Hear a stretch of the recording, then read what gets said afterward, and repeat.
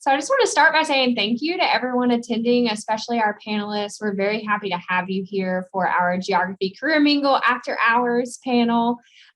So we'll go ahead and get started with each panelist introducing themselves. The way that I'm going to manage the questions is I'll say a name so we don't have that awkward Zoom pause. And so we'll go ahead and get started with Ian. Can you just introduce yourself and give us a brief overview of your current role? Yeah, absolutely. Hi, everyone. My name is Ian McRae. I'm an innovation designer with Sherwood Design Engineers.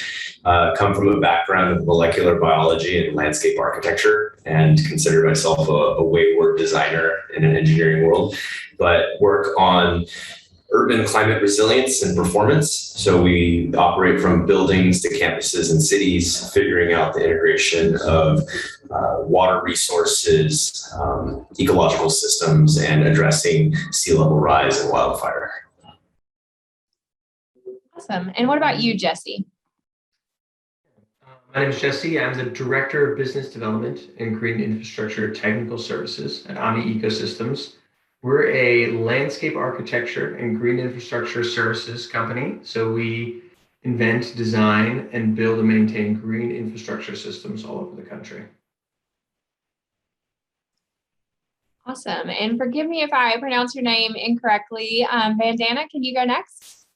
Hi, I'm Bandana Kar. I'm a senior research scientist and a group lead in the Built Environment Characterization Group and National Security Sciences Directorate at ORNL. Too many acronyms, forgive me for that. And as the title goes, as a senior research scientist, I am mostly involved in research projects dealing with energy infrastructure resilience to climatic events. So that's where my focus is, but that is only my domain, not the ORNL, but we work in the space of addressing energy justice and climate impacts and making the grid system resilient as we move forward with climate changes and population expansion. Awesome. We're so glad to have each of the panelists here today. Both Michael and I will be asking questions. We'll kind of switch back and forth. But our next question is for each panelist, how did you find yourself in your current position or role? And what steps did you take to get there? And we'll go ahead and start with Ian again. I've always been interested at the intersection of design and science, but wanted to be involved in something at a spatial scale that I could tangibly interact with. And really, having gone through landscape architecture as a field, wanted to move beyond assumption in how our designs perform and really figure out how to work with engineers to make our designs really be multi-beneficial. How can one type of vegetated system address stormwater, public health, microclimate, and all those other factors? And those were the interests that brought me here. Awesome. Jesse? So I had a background in wetlands biology, but to be honest, I kind of just followed any job that could keep my hands dirty. So I was doing wetlands remediation, and then I actually went back to manage my family farm. I was a vegetable farmer for a long time, and then got pulled into a city on a couple projects, and before I know it, found Omin-Ecosystems and saw they were building green infrastructure, green roof systems, farming systems on rooftops in a city. And I was curious enough about that I kind of followed into the city and decided to try to get my hands dirty in cities and then learn more about the benefits and how these systems kind of connect with urban ecology efforts. And so the rest is history.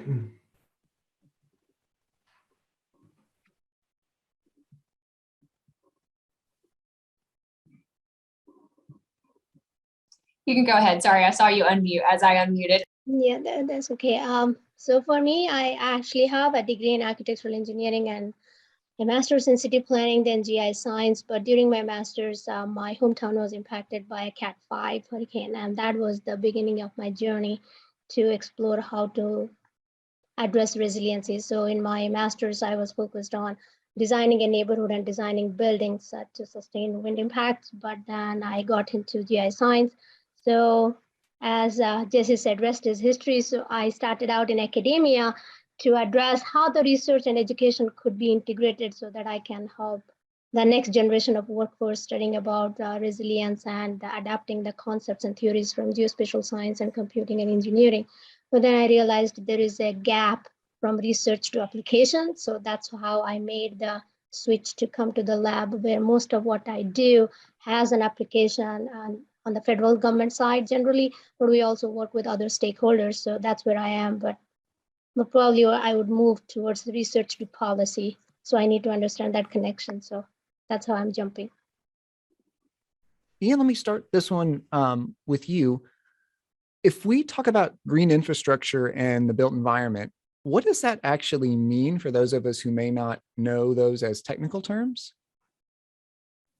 Sure. And actually, one thing I'd like to layer in that I think is very interesting about this panel is we all are interested and operate in the built realm and how we can address climate resilience through green infrastructure. But I believe we actually kind of complement each other in the scales that we work.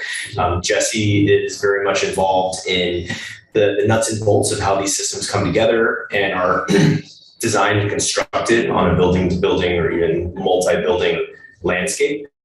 I kind of pick up from there and work from like buildings to neighborhoods to districts and sometimes the city. And then I believe Bandana begins to operate at the district and neighborhood scale and then goes beyond the city, sometimes looking at counties and states. But nonetheless, all of our interests are, really closely intertwined. From a green infrastructure standpoint, I often classify it as vegetation on structure, really trying to be specific because the word green is so broad these days as to how it applies to energy or other resources.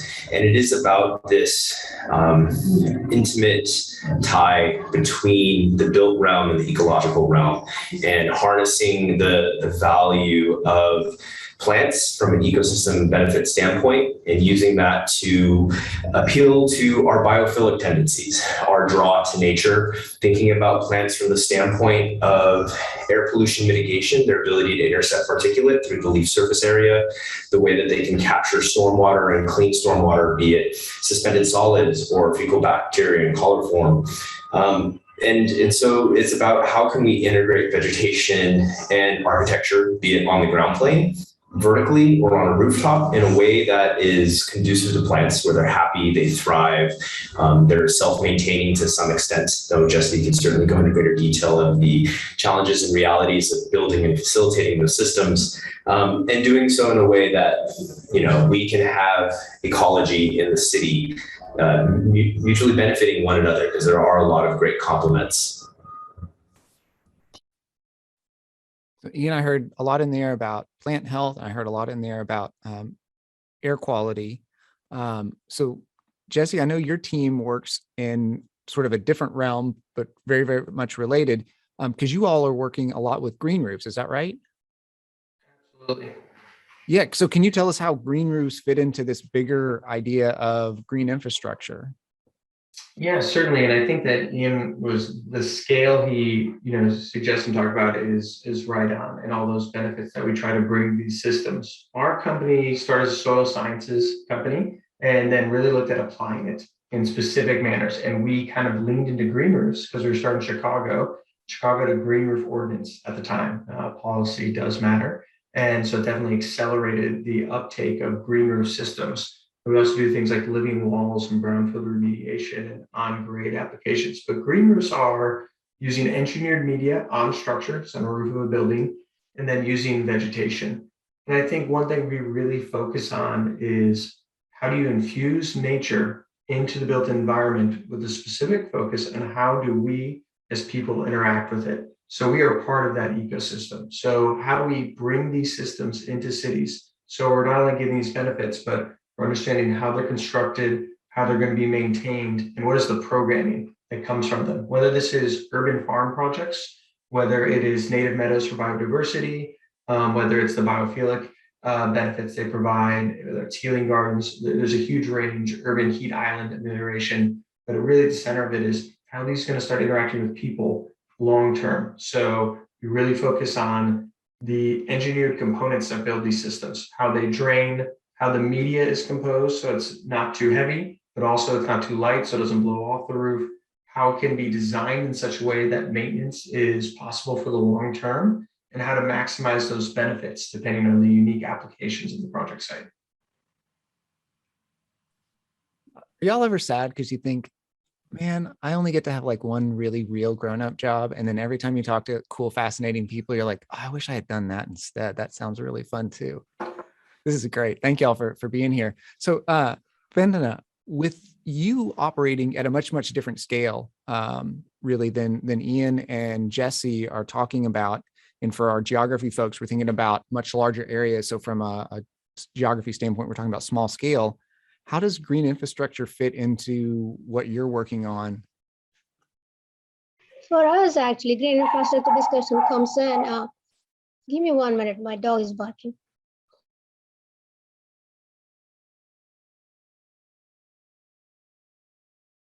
So for us, it is mostly about green infrastructures to reduce, as Jesse already pointed out, with urban heat island and energy consumption, but looking at specific building materials that can reduce the energy consumption. So there is a lot of discussion about carbon sequestration and coming up with concrete materials that would allow the carbon sequestration within the urban systems.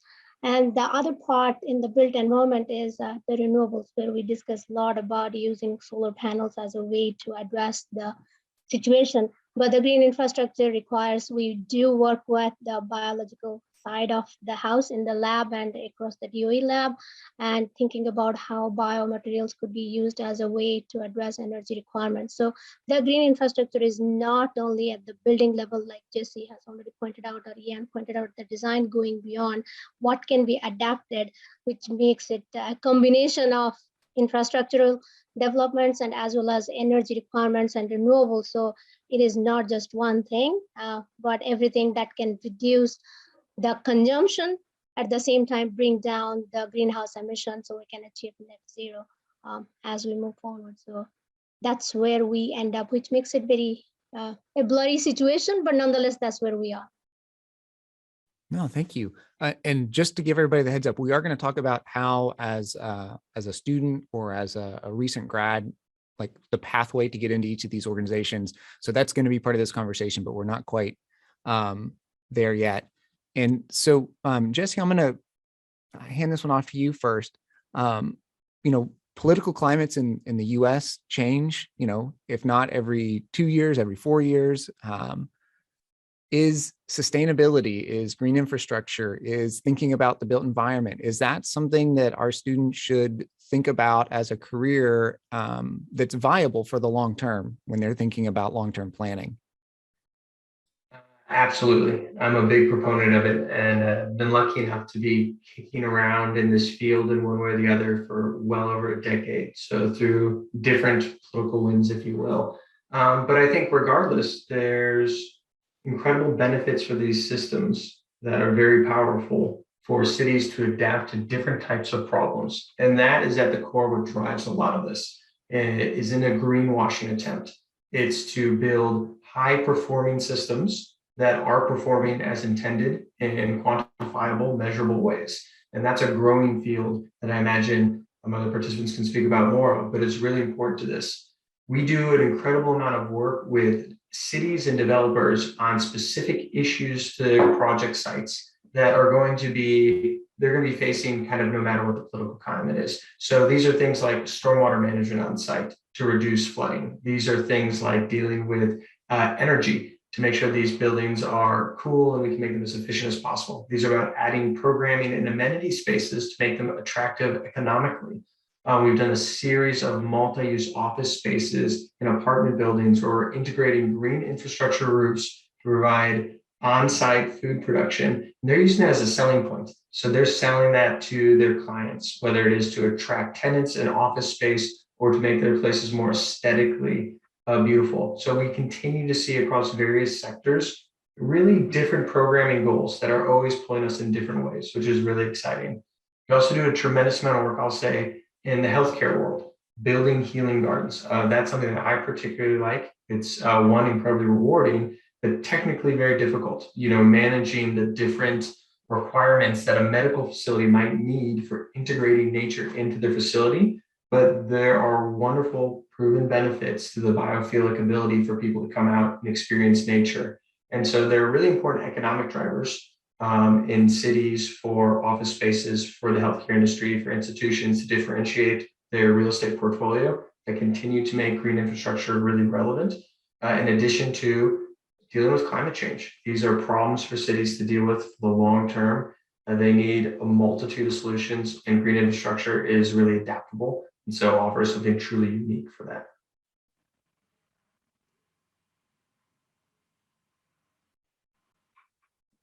Are y'all sold yet? I think I'm sold. But Bandana, let me ask you about this though from the federal side, because I know your funding sources come from lots of different places, but some of those do come from the federal government. So if students are thinking about a career through an organization like the lab or a different federal agency, is this also something that they should be thinking about long term? Yes, we actually are 100% federal because we cannot get money from state at all, because federal government gives the money to state. So we cannot, likewise, we cannot receive funding from NSF and NIH because they are FFRDC. So we are 100% federal, and NOAA, NASA are some of the entities. But yes, the administration changes and we know the political atmosphere makes it like we are not doing it. But in the long run, the DOE or other agencies, they do know there is a climate changes happening. Whether you acknowledge it or not, the impacts are there. Like one example I would go with is a power outage. Too many power outages are happening and they are costing billions of dollars. Last year itself, there was a 73% increase in the number of hours. So those things do matter. So DOE is interested in understanding what can we do to make the grid resilient. Likewise, the grid is at the center of all our critical assets. So DHS is interested from that perspective. National security side of perspective is like the cyber attack is happening. So you need to make all those upgrades. So it is not exactly using the word of climate change, but the impacts are being perceived, and everybody knows what the long-term outcome is going to be if we don't do and maintain a status quo. So despite political atmosphere change, we use a different term. We are like, okay, let's address the issue of how can you achieve resiliency 10 years, 20 years down the road? What changes need to be made from a research, science, and technology perspective, then use that to make policy changes so they understand what needs to be done. So we use a different way of approaching it rather than using climate change and making people mad. But yes, that career is a valid path, and it is something you don't need to be from geography background to be doing it. I have staff members and colleagues who come from the engineering side, but they all congregate at the same point, what we need to do to be resilient and then to be sustainable. My mouse keeps living. Thank you. Ian, I'm going to ask you kind of a related question because you and I have talked about this a little bit offline. During COVID, we've been doing this work from home thing. And I know a lot of your clients tend to be larger buildings for organizations and corporations. So if we see these trends continuing from work from home, is this, again, something that students should be aware of, thinking sort of like macroeconomic factors? That is a tricky question, and I'll try my best to answer it based on what I've observed and hope to see moving forward. And one thing to share, kind of based on the information Jesse and Bandana have recently put forth, is we're all very invested in demonstrating the success of these systems to ensure that they are precedents to reference and really push for resilient, sustainable outcomes. And I think it does show through the scales in which we work from. And through that, we can continue to point to these as examples to continue building on so that we have forward momentum to address resilient, sustainable outcomes. How has COVID changed the way that we are addressing sustainability and resilience in our projects? It definitely has been a shift. We are seeing that people working from home, that there might not be the same justification for having large workplaces that people come to Monday through Friday, 9 to 5. It does not take away from the fact, though, that we eat, sleep, consume water, desire beautiful places to be in that are verdant and full of nature, and that ultimately it's important to create places that people want to be in. A very simple rule that needs to always be considered is that you can build it, but if it's not utilized, it's a waste of resources. Sustainability and resilience stems from creating environments and integrating resources and having people actually use it. If you build a bullet train and spend hundreds of millions of dollars to offset cars or airplanes, great. But if no one uses it, you're not beginning to make up that carbon investment.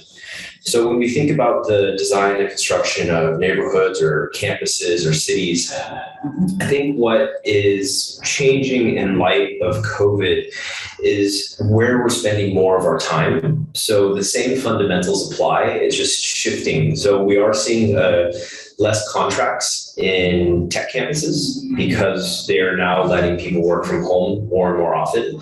But we are changing the way we might think about our home environments. If we're going to spend more time there day after day, how do we make sure that we maintain our sanity and our health while also being cognizant of our resource consumption?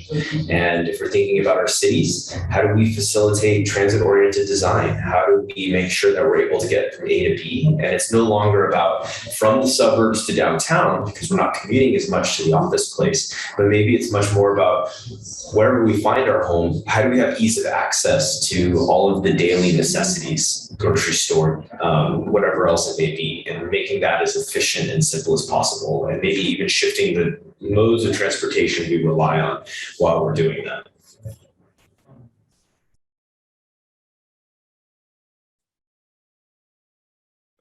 Ian, I think you handled that beautifully.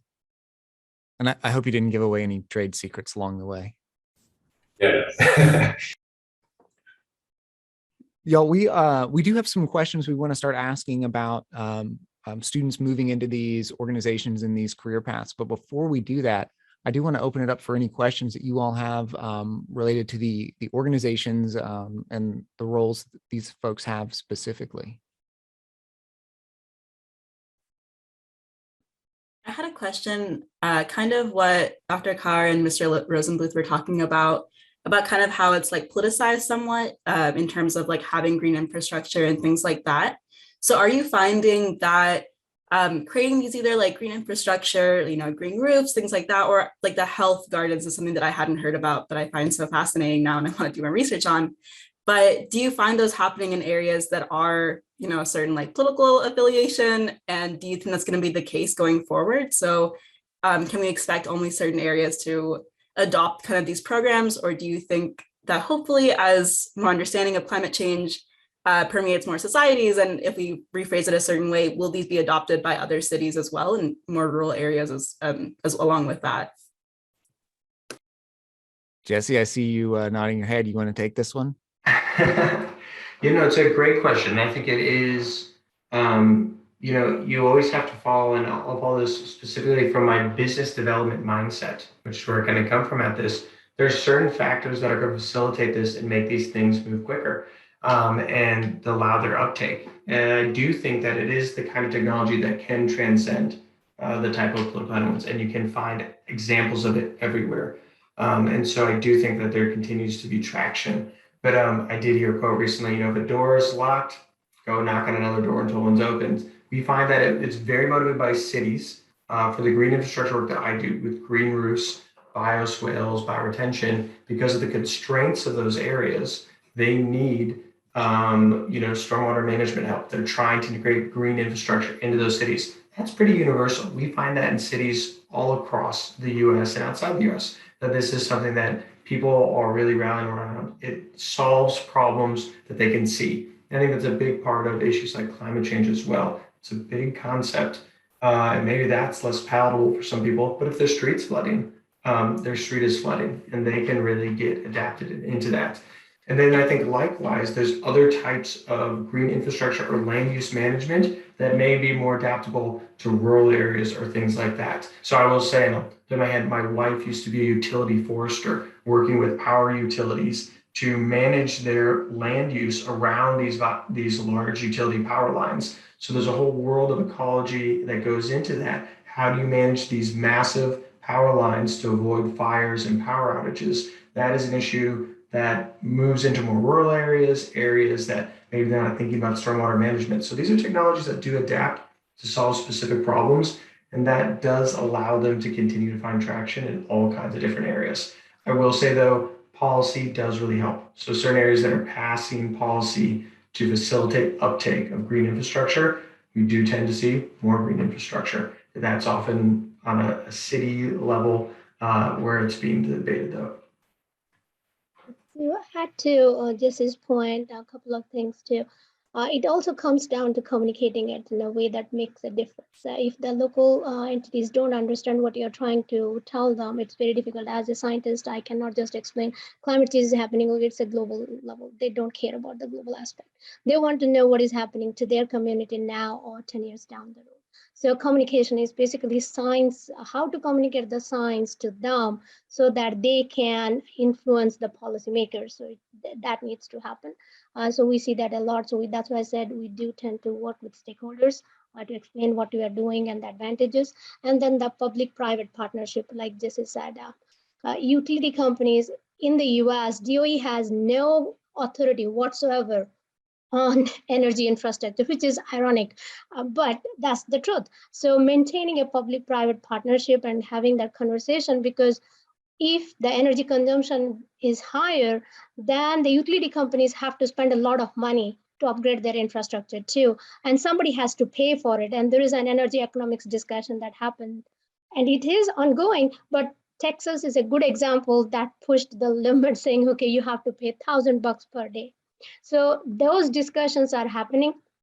And one thing I have learned is the moment you convert your discussion, science or anything, with a dollar figure, everybody is on board to talk to you. How should I bring the value down? I don't have to pay a lot of money. So it comes down to when you graduate, how are you going to communicate what you are doing in layman's terminology and the impact on their wallet? Those things would help get many people on board. Yeah, absolutely. I think regardless of political affiliation, perceptions of science, an acknowledgement of climate change, that there are still multiple stressors manifested in our environment that are bearing down on communities that need to be addressed. And that is a common fact. And it is important to find ways to address those, ideally using more sustainable, resilient tactics. It doesn't always have to be a hard tactic like concrete. It doesn't always have to be a soft tactic like vegetation. There might be a hybrid between them. The goal is to find ways to justify that appeal to common sense beyond maybe our common fluffy desire. And so how can we implement a hybrid system that has less maintenance? Concrete has a finite surface life. After 50 years, it needs to be replaced. If we utilize vegetation in a really intelligent fashion, it's self-maintaining. There's an ecological component of harnessing. And if we, as Bandana had very well stated, are able to appeal to people's economics from a capital expense and operations expense, we can make a stronger case for why we implement these systems that doesn't really have to make it political. And I think that's where we're headed. And that was a great question. Thanks, Maya. I'm thinking a lot about my past experience working with various state floodplain management associations, and how for a long time their goal was just to get all the stormwater out of the city as fast as possible. And very recently, there's been a shift where we're thinking, instead about getting rid of it so quickly, instead, how can we actually hold on to it, retain it, let it filter through, let it recharge aquifers, and yeah, there's these tangible benefits that we see to these other approaches that we're looking at, that the solution isn't just more concrete. I love it. Anybody else got any questions you want to follow up with? Megan, yes. Hi. So going off that wonderful question and kind of the discourse that ensued, I'm curious, are your organizations incorporating communities that have been historically underrepresented in these conversations of sustainable design and resiliency? And I understand you operate with contracts or you're like consulting, but I'm really curious about your community outreach and inclusion in kind of these dialogues of sustainability and resiliency. We're not pulling any punches today. I can start. We work at a federal level, and given that DOE has no authority, we do have to stand back. But few projects I can go over. I have a NASA-funded project that forecasts flood severity on a daily basis globally, and we work with stakeholders on the ground through another partner at the University of Hawaii, and they have about 2 million users for one of the platforms. So that allows us to interact with the stakeholders to understand the benefit of what we are doing. And So, and it involves people from all across the globe for that project. So that is one example. But we at DOE ensures that we work with stakeholders. Like Puerto Rico is more interested about renewables, given the island has a lot of problems. So that requires having stakeholder engagement, advisory committees, and constantly interacting with them about what we are doing. Can it be deployed? How much it is going to cost the community, and is it worthwhile to pursue or not? So it is not just saying, hey, this is a very good solution, but they need to understand how long it is going to take them to pay for it. And at the end of it, it is really beneficial to them. So yes, for the projects, we do talk to stakeholders, but we do have to address, depending upon the project, how public can we go, because there is a sensitive nature to what we do. Means there are certain things we can't discuss, but otherwise it is a requirement for many projects, especially with renewables and energy resilience, where we do talk to stakeholders and utility companies, and we have MOUs in place to ensure the privacy sensitive nature of the data sets on both sides are protected. Thank you. So Jesse and Ian, so then maybe a different way to phrase that for you all is, are you seeing local governments and cities like an equitable distribution of these big capital projects that you all are working on and designing? That's a great question. I think there's two things. So first of all, and two, thanks for I think it's a great one. I think that, you know, different organizations have different requirements, and I mentioned in terms of being able to achieve these things, and scale is a big part of it. So we as a company 2 years ago decided to relocate to Bronzeville, which is a historically underserved neighborhood on the south side of Chicago, specifically in terms of moving to this area to set up our headquarters there as a job creator. So we now host job fairs, hire from the community, and work with Black Lives Matter organizations in the community to address issues about exposure to green infrastructure in our community. And so we participated recently in the Biennial, which is a design competition in Chicago, which is a lot of fun, where we took a parking lot and we vegetated it. We made a public park out of the parking lot and then worked with people to plant this to make this accessible. You know, that's just something we're able to do as a small business. I think we're able to make that maneuver and to make that. I think it also works very well for us, you know, is able to connect with the local community. You know, there are wonderful benefits for that beyond just being altruistic in terms of being able to develop a new labor force, work with people, develop new projects. We certainly see when it comes to allocations of funds for large projects, there is issues with equity in terms of how projects are being developed. One benefit of green infrastructure, ideally, is that the benefits can extend beyond just the project site, is that when you start addressing things like urban heat and biodiversity issues and water management, hopefully it trickles down. But there are big limitations too in terms of how that reaches out. And so we do have to be, I think, flexible. I was lucky enough to work on a project this past year in New York, which is an affordable housing project in Brooklyn, where we were able to add a fairly large green infrastructure component at a 7,000 square foot green rooftop that would be accessible to the tenants. And one of our focus was designing this with trees for shade and benches. You know, those little details, which I think often landscape architects bring to the table, are so meaningful. They want to make sure this was filled with spaces for people to be able to access, to sit on, to be able to connect with that green infrastructure in that affordable housing complex. And so we do tend to see it shift towards certain areas, but I think there are opportunities to address these types of issues.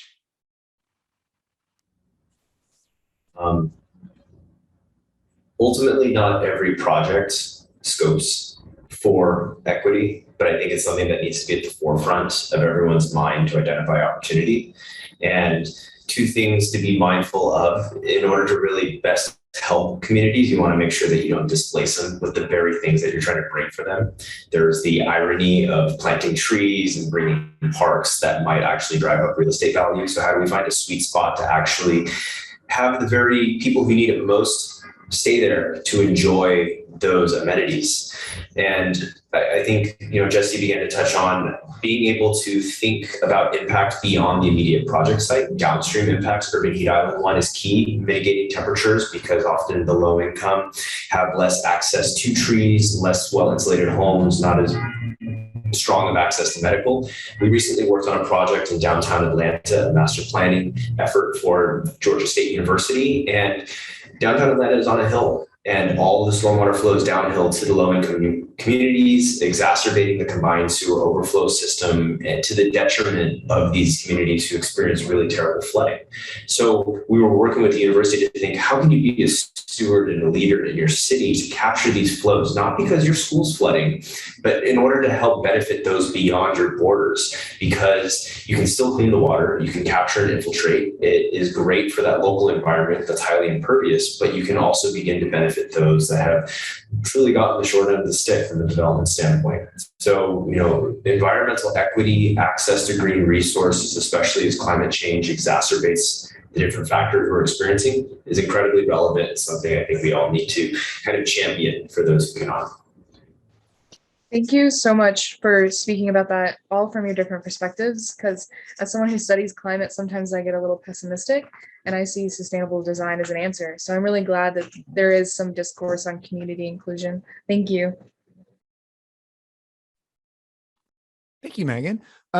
If you've got more questions, I'm going to ask you to hold on to them for just a few minutes, because I do want to get into a little bit of sort of the technical side of what you all need to be thinking about and doing as undergraduate and graduate students if you're thinking about getting into these careers. So, Bandana, I'd like to start with you because you're hitting this from a very research side. So, kind of two parts to this question is, if your organization hires students right out of undergrad, what sorts of things do our students as undergrads need to be doing to get the experience they need to be successful? And then two, if not, do they need to be thinking about a master's degree or a PhD to be successful there at the lab? Yeah, that's a good question. Let me answer it this way. We used to have a post-bachelor's program that allowed students graduating just after the undergrad, they could work for a couple of years and get the experience of being in the workforce and doing research. We don't have it at the lab, in this lab, but it is still part of the DOE system. So which means you can apply for post-bachelor's and post-master's program within the DOE system and work with any of the other 16 national labs, and you will get the experience. So that allows you after undergraduate to decide for yourself if you want to pursue that path of research or not, if you want to go elsewhere. It also gives you the exposure to work with different discipline. So you basically, in 100% sense, you work in a transdisciplinary team. And then you can decide, okay, I'm going to pursue my master's in another degree rather than what I did. So that gives you an exposure of that. It also gives you exposure to network and get an idea about the research area that you want to be very specialized in. So you can always do that. Within the lab here, we do hire staff members after bachelor's who work as in a very technical position, which is an entry position, but we do hire staff members with bachelor's degree. So that also gives you the same exposure and you get the experience and then you move on.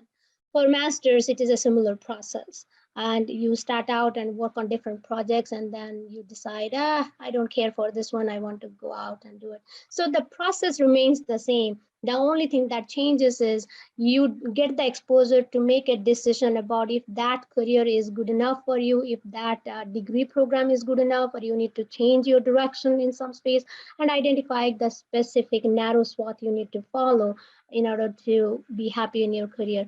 But all of them apply.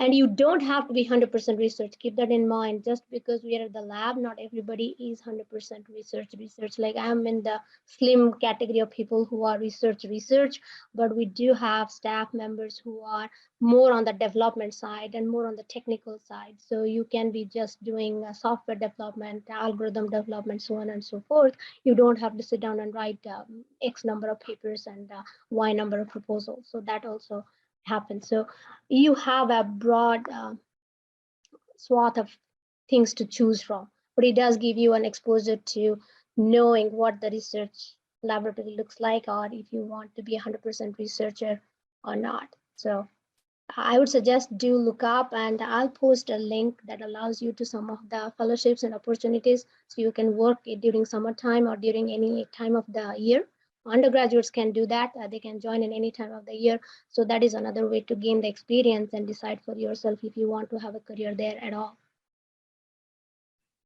Yeah, UT has a long history of students having great opportunities working in various capacities in the lab through the post-bachelor's or as internship program. And we've certainly had students from UT who've gone on to work at other national labs like Sandia out in New Mexico. So definitely recommend it for those of you interested. Thank you. Ian, I'm going to hit you with a very similar question, and then I've got a slight twist for Jesse. So bear with me, Jesse. So Ian, if does Sherwood hire folks right out of their undergrad? And if so, what sorts of experiences are you all looking for? I would say that while we are classically a civil engineering firm, there's still quite the motley crew of representation here that includes urban designers, architects, landscape architects, and planners. And that some of the skill sets that we do emphasize, which I think tailors quite well to the geography department, is proficiency in GIS, an ability to understand landscape dynamics, how you can really kind of dig into that data to pull out performance factors or demographic trends. An understanding of hydrology, the ability to use maybe plugins like Swim to evaluate how stormwater moves through a project site, and even intimate knowledge and experience with ecology, the different landscape factors that can occur in the interface between the wild and urban environments. So, while we are a civil engineering firm, I think we often brand it as civil plus plus. How can we go above and beyond basic compliance and basic civil practice to work across many practices and enhance outcomes? So it sounds like a lot of the folks you mentioned, I think of as professionals that usually have to have a master's degree, but not always. So I'm thinking landscape architects in particular. So is that pretty common across the board for you all? I would say that with respect to our firm, the one instance where we might be able to hire out of undergrad would be civil engineers. And truth be told, I myself wandered the world and the professional realm out of undergrad, and I really enjoyed it. I was searching for an epiphany. I made a lot of mistakes. I worked for wonderful companies and terrible people. But I think it's part of a necessary process to figure out what you love. And I encourage everyone to do that. And maybe this is just me. I was waiting for an epiphany to hit me upside the head, that glorious moment that lets me know my path in life. And in the end, I just sat down and rationalized what I loved most and was fortunate enough to find a place that enabled me to move forward and practice that. So I encourage that in all of you, what you can do out of undergrad. I don't know many people who are actually doing specifically what they went to undergrad for. There might be some fragment of it. So really you're learning about how you operate and what you love and don't love. And you can use that to guide you as you move forward. And it's all part of the process. I love it. Ian is living proof that someone can literally in one lifetime go from NASCAR to being a landscape architect. Jesse, let me hit you up with a slightly different version of this question. We've talked a lot about the sustainability, the science, the geography that goes into this. Would some of these students be well served by actually pursuing something like a minor in business or maybe even an MBA if they're thinking about operating in this realm? Like, is that a good thing for them to think about? Yeah, so I think it absolutely is. I mean, I'm a huge fan of any type of education. I will make a quick, and this might go counter. We have some fantastic employees who didn't even go to college, just out of high school, who are doing great work. And one thing I see in a lot of employees that I think an MBA may touch upon, whether it's an MBA or a minor program, is project management skills and customer service skills. Regardless of what you're doing, there is just such benefits to being able to get a team of people moving in the right direction, to be able to sell the things you're passionate about. I think Ian's absolutely right. There's a certain wandering. I certainly wandered a lot from my undergraduate days and many different jobs kind of around. But the more skills I find, the more often I see the benefits to being able to organize projects, pull people together, and accomplish those specific tasks. And there's a certain amount of customer service, human interaction that is really vital to getting these projects across the finish line, so to speak, especially because of the way we work. An MBA certainly helps that business savvy, but it's interesting. Some of our best salespeople, they just know how to talk to people, how to develop what is it that we're bringing to the table, how do we get this to the finish line. It's an integral part of these projects. It's an integral part of managing the complication that comes with a construction project too. And that's one thing specifically I do a lot of work is run job sites. These are traditional hard helmets, crews going in, GCs, engineers, architects, unions all coming together to do this work. It's a lot of personalities trying to get things done on time and under budget. And when you have those types of things and you're trying to preserve a high performing green infrastructure system, a lot of those soft skills, if you will, go a long way. Remember, Adam Carnow doesn't call them soft skills. He calls those essential skills. So if you just Google Adam Carnow, essential skills, you'll hear him talk all about it. And for my geographers on the call, David Epstein has a book called Range, which is fantastic. And it's all about how people who have a broad educational background and broad life experiences are better at solving hard, complex problems because you're not boxed in by, all of the dogma associated with your industry. Jesse, thank you. That was great. Appreciate it. Ian, what's the one thing we should have asked you tonight that we shouldn't, or that we didn't? I think we actually covered a pretty comprehensive range of topics. I think, really people skills is amazing and transcends any field. An ability to communicate, moving past a text message or an email and picking up the phone is immense. For all of you looking to get into this field of work, feel heartened by the fact that there's growing opportunities and all the different things we're involved in, the three of us here, is available to all of you. But if really, the hard part is getting started, and LinkedIn is your friend.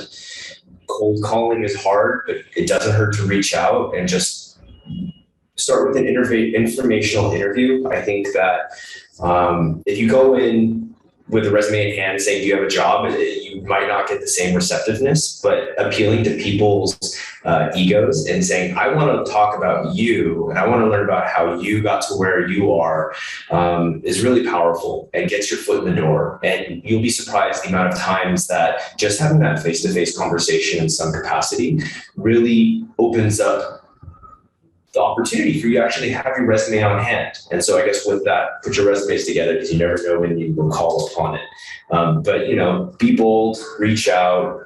LinkedIn lets you go right after the hierarchy, the CEOs, the principals, the founders, and just pick their brains and you have nothing to lose.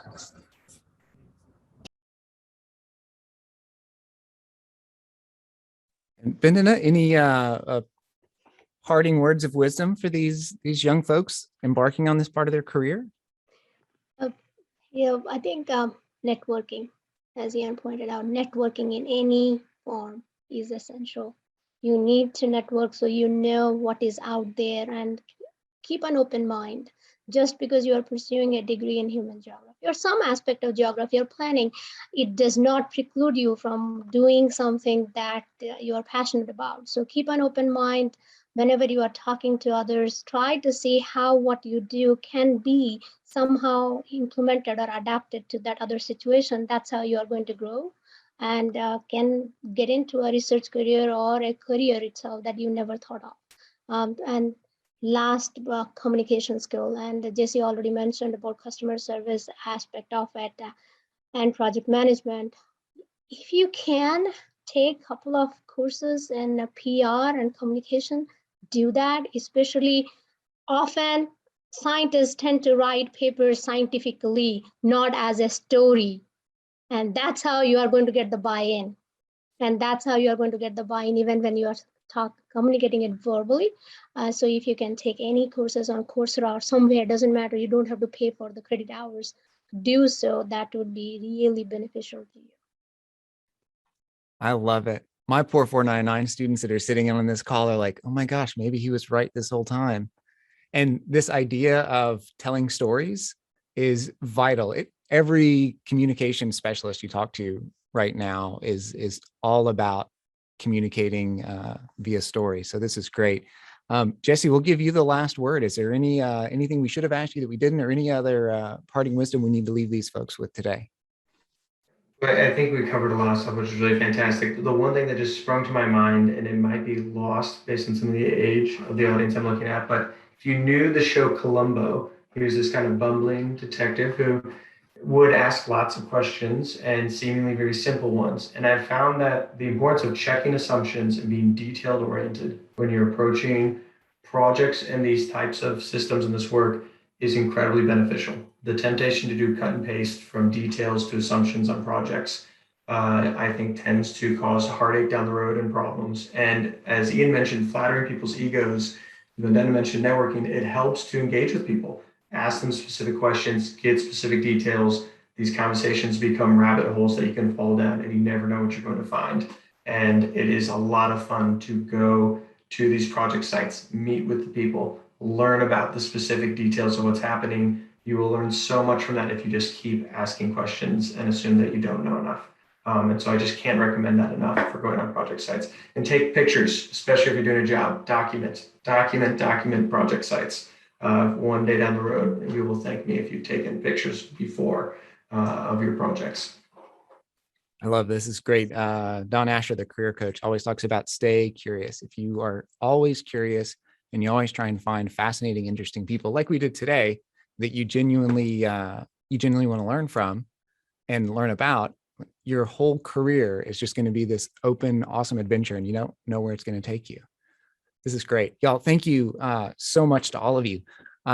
If you have follow-up questions you'd like to leave with our guests, you can either send those to me, you can send those to Alexis, or you can check the website that's got the all the contact info, and we've got each person's personal page as well as their organization's webpage. So we'd love for you to reach out and contact with them. I'm going to make this a shameless plug for Alexis Andershock. If those of you who are on the call have not scheduled a one-on-one meeting with Alexis for her to help you think about resumes, cover letters, networking, all these awesome things, she is amazing. You need to set up that appointment through Handshake and meet with her because she will make your life so much easier. And Alexis, I'll turn it over to you. Yeah, I was just going to say thank you to all of our panelists. I know that Michael and I tell students all the things that you said numerous times, but sometimes it's just good to hear it from, people working in the field. I think that can validate some of the things we're saying. So thank you for sharing your journey and your knowledge, insight. We really do appreciate it. And I know the students do as well. Thank you for this opportunity. It's always great to speak to heart. So. Thank you. Yeah, thanks for the opportunity as well. Like, I do miss the academic life, so I do, but at the same time, it's not easy to communicate the journey we all have gone through, but there is never a time wasted. Whatever you learn through the journey, it is always going to be useful elsewhere.